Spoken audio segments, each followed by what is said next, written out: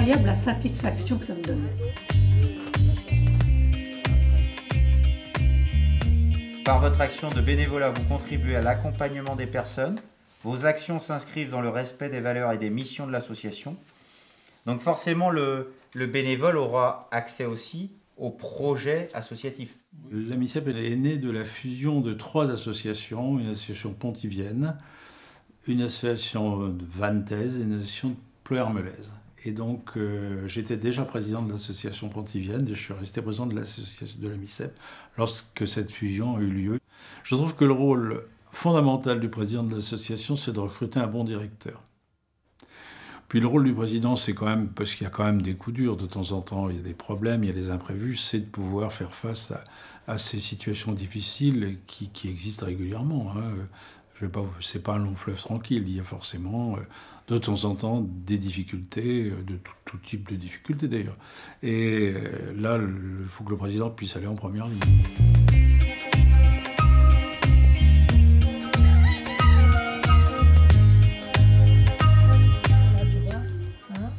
Et après, on mettra des petites nuances de rouge. J'avais répondu à une petite annonce qui avait été mise dans le bulletin de la mairie, enfin, et où ils demandaient des bénévoles pour Rosnaro. Et donc, je m'étais proposée en peinture. Voilà. Et moi, comme je peignais déjà avec Daniel, quand j'ai pris ma retraite, elle m'a demandé si je voulais venir aussi à Rosnaro. Puis voilà, ça a commencé comme ça. Normalement, le truc qui m'intéresse, c'est le dessin. Dessiner avec un crayon gris. Tu vois, parce que normalement, après, on doit traiter pour la deuxième couche. J'ai testé.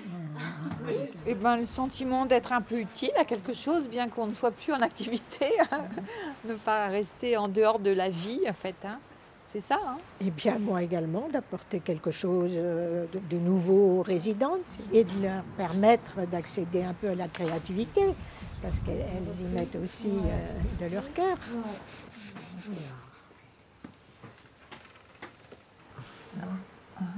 Tu vas jusqu'au bout. Voilà. Et puis maintenant, tu vas pouvoir frotter. Tous les étés, la mairie de Crac organisait une exposition. Et donc, pendant les 2 mois d'été, on pouvait exposer nos travaux avec d'autres artistes de la région. C'était très varié. Ça pouvait aller de la poterie, de la broderie, voilà. Alors, je ne sais pas, cette année, ça sera peut-être un peu plus difficile. Ouais, tout dépend s'ils peuvent accueillir du public ou pas. On peut appuyer un peu plus fort. Ah, pardon. Non, c'est pas grave.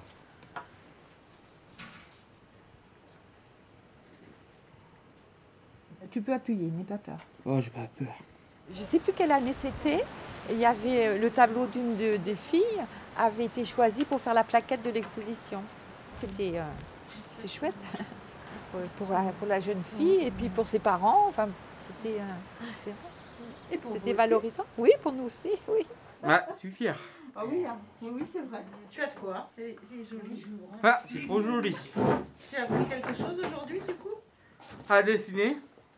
Tu savais pas dessiner? Est-ce que tu avais déjà fait Si. du pastel? Ouais, quand j'étais plus jeune. Ah oui.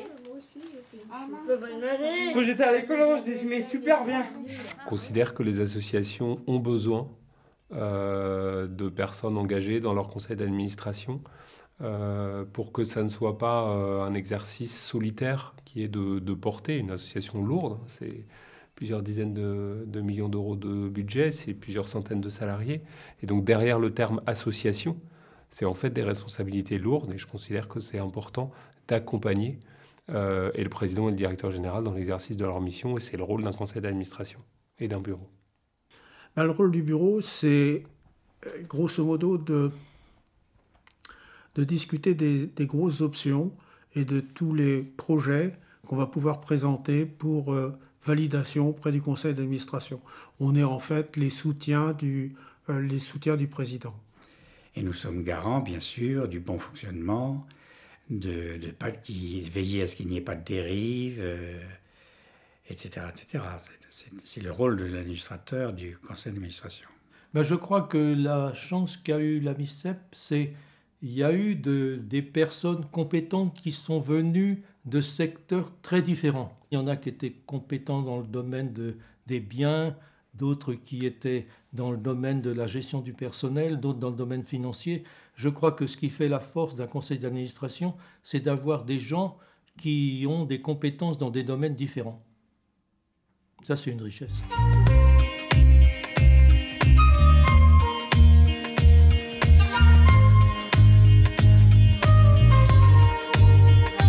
C'est l'épicerie solidaire qui vous appelle. D'accord. Donc vous avez fait une demande de renouvellement de droit pour l'aide alimentaire. Donc j'ai enregistré votre demande et je voulais convenir avec vous du rendez-vous pour le mois d'avril. J'aime beaucoup le contact et la coupure entre la retraite, ou du moins après la retraite, m'a permis de continuer une activité, en fait, de ne pas me trouver en train de me demander ce que j'allais faire de mes journées. J'habite à proximité de l'épicerie et j'avais vu un encart dans la presse comme quoi ils recherchaient des bénévoles. Je me suis présentée, ils ont accepté donc ma candidature et j'y suis depuis 6 ans et demi et je m'y plais énormément. J'ai commencé par les cartons. Au départ, on m'appelait Monsieur Carton, parce que chacun avait son rôle. Et puis, peu à peu, donc, j'ai eu la petite formation cariste. Je crois que tu as des affaires, j'ai compris. T'as compris. Il y en a encore J'en ai là. Oui, oui, c'est ce que j'ai trié. Tu vois, pas trop moche. J'enlève juste les bouts. Là, ouais. Je pense qu'il y a des gens qui ont besoin de l'épicerie pour se nourrir. Donc effectivement, même si je ne fais que de la mise en place, c'est aussi nécessaire pour que les gens aient des produits dont ils ont besoin et qui soient intéressants à voir, bien présentés, voilà, comme dans une épicerie classique. Donc le tri des légumes ou des fruits que l'on fait avec plusieurs collègues, là, c'est très important. Je vais venir vous remercier de tout ce que vous faites. Ah. De la part du bureau. Oui, d'accord. C'est quand même du boulot et... Mais on fait avec plaisir. Dans la bonne humeur. Oui, c'est ce que je vois. On ne force pas. Ouais, c'est ce que je vois, c'est que ça se passe très bien. C'est ce qu'il faut. C'est vrai. Oui, c'est vrai qu'on s'entend bien. On s'entend bien. Ça me permet de maintenir un lien social avec le monde extérieur, avec les collègues.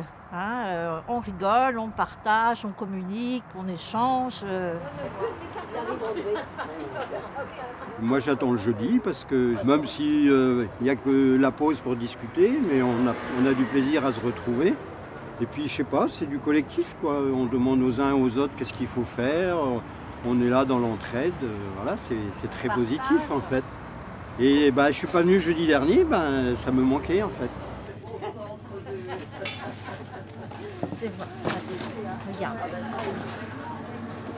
C'est vrai que c'est très très enrichissant et moi je sais que c'est pareil, ça me manque quand je peux pas venir. C'est vrai que c'est très agréable le matin, on est entre nous et puis on est franchement une bonne équipe. Et l'après-midi, c'est complètement autre chose, mais j'aime aussi cette relation avec les personnes, les bénéficiaires, les clients. Bon, donc voici votre carte. Et lorsque vous viendrez début mai faire vos courses, vous demanderez votre rendez-vous du mois de juin parce qu'on aura ouvert la grille tout de suite. D'accord ? Merci, pas de souci. C'est pour ça que je comprenais. Merci à vous également. Ils se ressemblent. Voilà, merci. Ce qui me plaît également, c'est de me sentir utile à une cause caritative. De travailler sur un poste informatique, parce que je travaillais avec beaucoup d'informatique aussi. Donc, c'est une forme de continuité de l'activité professionnelle, mais sans les contraintes, avec du plaisir. Un enrichissement à tous les niveaux, parce que quand on donne, forcément, ça fait du bien aussi, je pense. Là, du jaquet comme ça. Avec... Satisfaction de se sentir utile, de servir encore à quelque chose.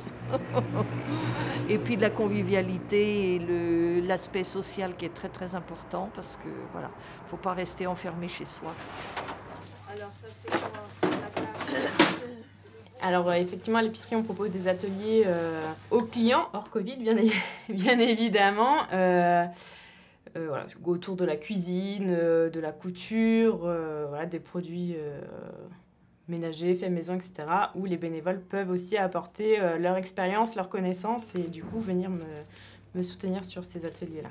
Et oui, l'équipe est très riche, et d'autant plus qu'ils sont très nombreux, donc chacun apporte sa petite valeur ajoutée à l'épicerie, donc c'est très enrichissant humainement. En sachet, on va les écraser. On va demander à Yann. Dans quoi les mettons? On met en sachet, ça va s'écraser. On les met par plaque, non? On va les mettre là. Ben oui, c'est ça. Bon, là, c'est couvert. Oui, mais avec ça dessus. Le matin, on a des rapports qu'avec les salariés qui sont en insertion, qui sont dans le magasin aussi ou dans la réserve. C'est bien de travailler avec eux et ils nous aident beaucoup aussi. Ils nous aident tout ce que je ne comprends pas. Voilà. Ils sont là pour nous entraider, nous aider, je veux dire. Par exemple, moi j'aime pas trop le fromage. Quand je ne sais pas si le fromage il est bon, ils m'aident pour ça. Pour tout ce que je ne comprends pas. J'aime bien discuter avec eux. C'est, comment dire, c'est... Moi, toute ma famille sont en Afrique. C'est comme une mamie avec... c'est, comment dire...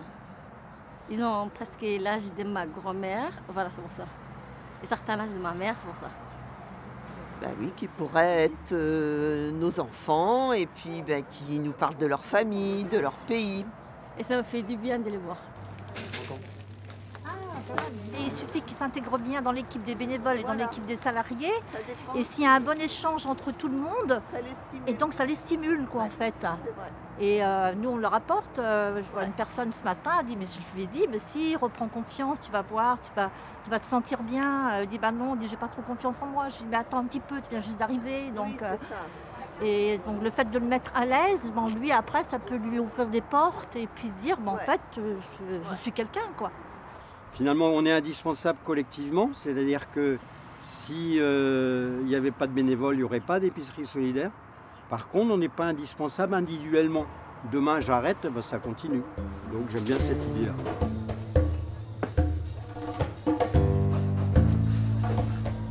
C'est une chance aussi pour l'État de pouvoir se décharger, si j'ose dire, par tout ce qui est difficile à assumer sur le monde associatif et sur les bénévoles. Ces gens ont un rôle important et s'il fallait les supprimer, les remplacer par des salariés, je pense que ça ne serait pas possible, quoi, économiquement. Je prends un exemple, la distribution alimentaire, les épiceries solidaires ne peuvent pas fonctionner sans bénévoles. Le fait qu'il y ait des bénévoles, c'est d'abord un engagement. Et c'est comme ça que peut s'épanouir une association et les projets que l'association peut porter, parce qu'elle s'appuie sur des personnes bénévoles, des personnes qui s'engagent au profit, au service des valeurs du projet.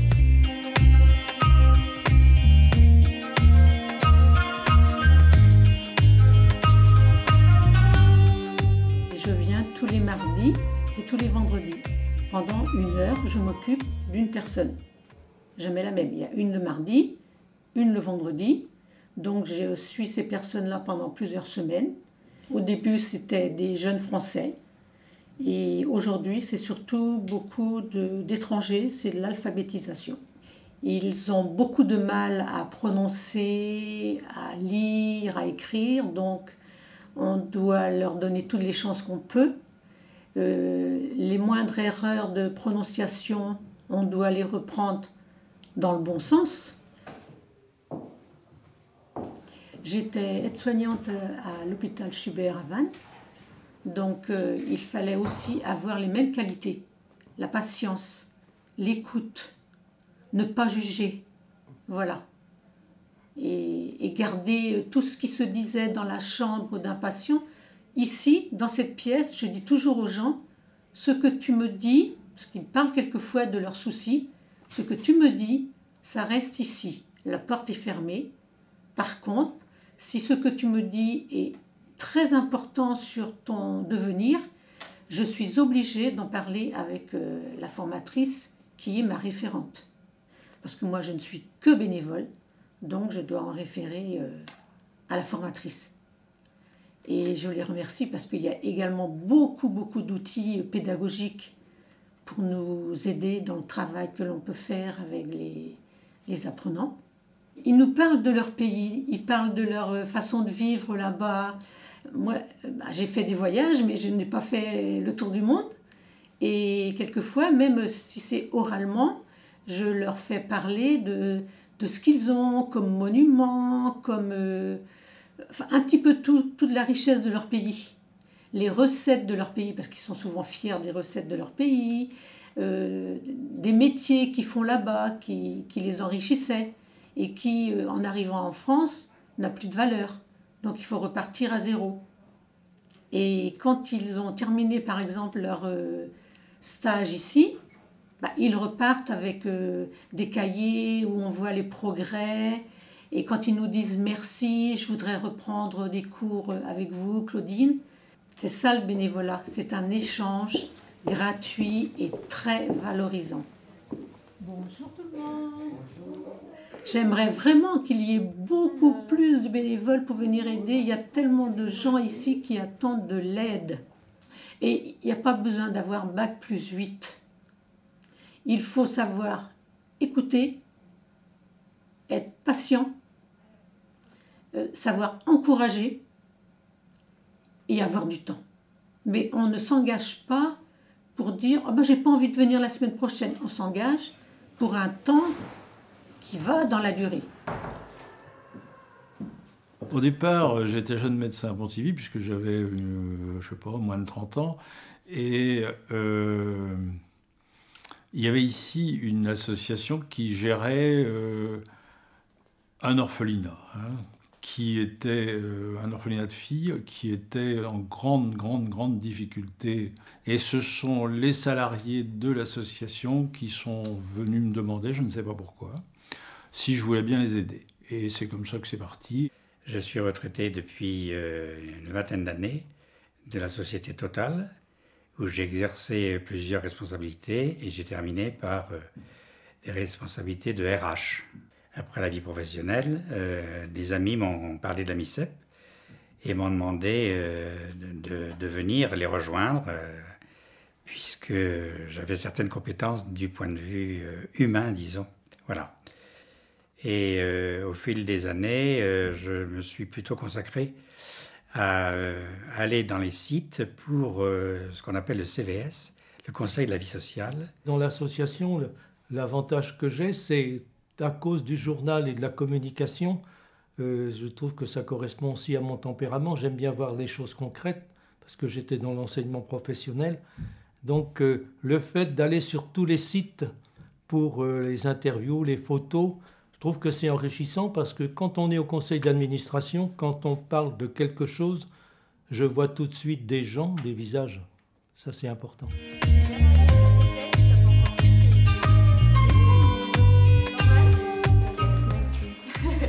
Comme chez le coiffeur. Comme chez le coiffeur. Pas stressé? Oui. Un petit peu? Un petit peu. Quels sont vos futurs métiers? Je suis en deuxième année de CAP coiffure à Lorient, à Marie-le-Franc, et je suis venu proposer mes services ici avec l'association La MICEP. Du coup, Mélio, il fait ça pendant ses vacances. Donc, il est venu la semaine dernière, il est venu aujourd'hui et il vient jeudi prochain. Donc voilà, il prend de son temps libre pour venir coiffer les gens. C'est bien? Ça vous plaît? Oui, merci beaucoup. Et devant, est-ce que vous voulez que j'effile un petit peu la frange ou pas? Ou je laisse comme ça? J'effile un petit peu? C'est vrai que ça fait du bien, ça les fait sortir, ça les fait rendre... Ils sont plus jolis quand ils repartent, ils sont contents, donc on est contents aussi. Nous, c'est le principal, on fait ça pour ça. C'est bien? Oui, merci beaucoup. C'est toute belle service.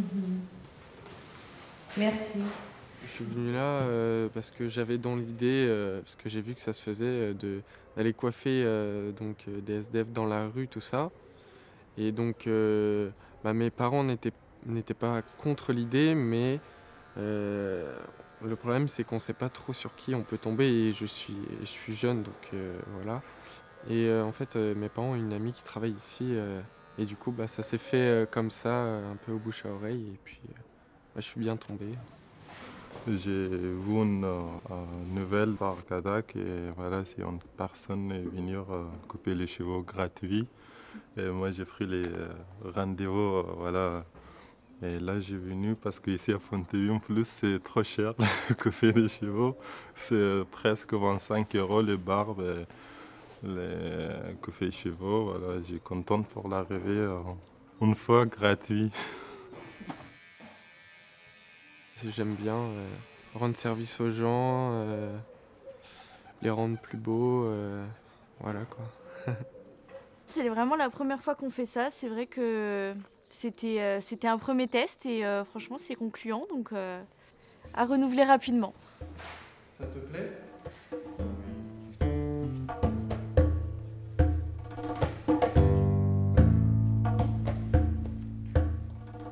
Lors des dernières années, j'ai suivi des jeunes qui effectuent des missions de service civique au sein de l'association, dans différentes structures de l'association. Donc, à partir du moment où j'étais en retraite, j'ai souhaité continuer de pouvoir suivre ces jeunes qui sont donc dans les établissements.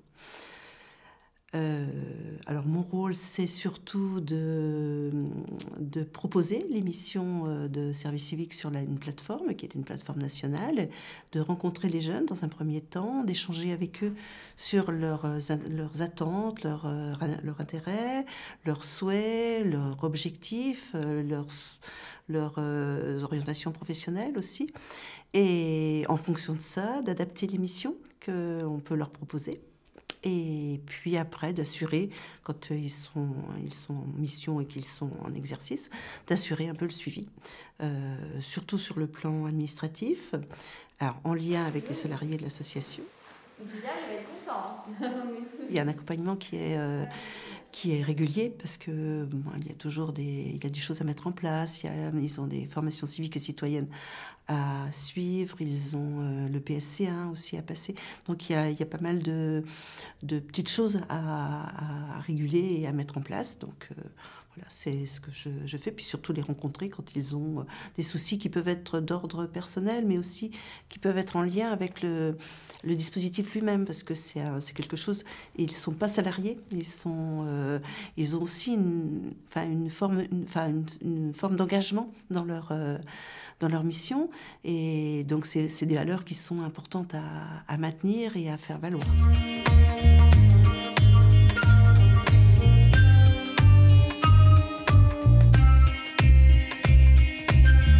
Je propose des cours à tout le monde dans une école ici à Saint-Jean-du-Doigt.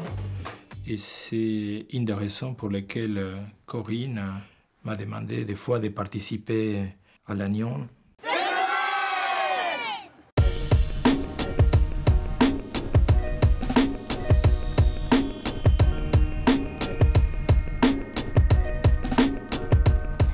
La rencontre avec Ricardo, moi je le connaissais avant, depuis quelques années maintenant. Et on est parti d'un projet avec des femmes victimes de violences, puisqu'on a une permanence d'accueil pour ces femmes sur l'Agnon. Et en fait, on avait fait un atelier d'écriture et on s'est dit on va en faire un livret de recueil de paroles qu'on a pensé illustrer pour qu'il soit encore plus beau. Et là, il s'est vraiment passé quelque chose d'assez formidable, surprenant. C'était une manière de participer, de confronter comme ça des expériences et faire du chemin ensemble. Et je crois que c'est peut-être grâce à cette expérience-là qu'on pourrait imaginer de continuer à produire ce type de rencontres. Ils surgissent plus de ce côté, tu vois. L'art apporte ce sens, cette richesse, ce bonheur quand il me semble qu'on n'a plus rien. Voilà.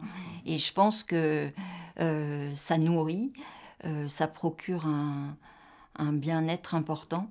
Et puis ça permet d'élever aussi les personnes vers autre chose et de les amener dans un ailleurs qu'on croit parfois impossibles quand on est dans des situations extrêmes. Et c'est le cas des personnes qu'on accompagne aussi parfois à la MICEP. Et c'est remettre aussi du possible dans des vies. Voilà. Et peut-être une chose qui pourrait être un message comme ça d'espoir, c'est d'imaginer que on peut enchanter le monde avec très peu d'éléments, que des fois on n'imagine pas, et qu'il y a une énorme beauté autour de nous, et des fois justement on peut la construire et faire une lecture de ça. En fait, on accompagne les gens à faire cette espèce de créer ces ponts avec cette beauté qui sinon nous échappe et nous laisse misérables et tristes. Au contraire, justement, s'approcher de la beauté nous remplit de joie même et de bonheur. Donc c'est cet espace-là qui serait formidable de réussir à partager avec les autres, donner aux autres. C'est quelque chose qui se trouve en nous. Le projet du pôle culture, c'est à la fois d'avoir des lieux dans différentes villes, mais aussi peut-être d'avoir une équipe mobile, une caravane, qui pourrait aller vers, mais qui pourrait aussi accompagner peut-être vers ces lieux-ci, comme l'école Blémor. Voilà, parce que nous, on a l'habitude d'accompagner aussi des personnes qui ont des problèmes de mobilité, etc. J'accueillerai justement tout ce que la caravane apporterait éventuellement. Et sinon, les projets vraiment les plus intéressants, ça serait que des gens de bonne volonté se forment. Je serais très content de les former pour que justement, il y ait de plus en plus de personnes qui apportent justement ce type de bonnes nouvelles.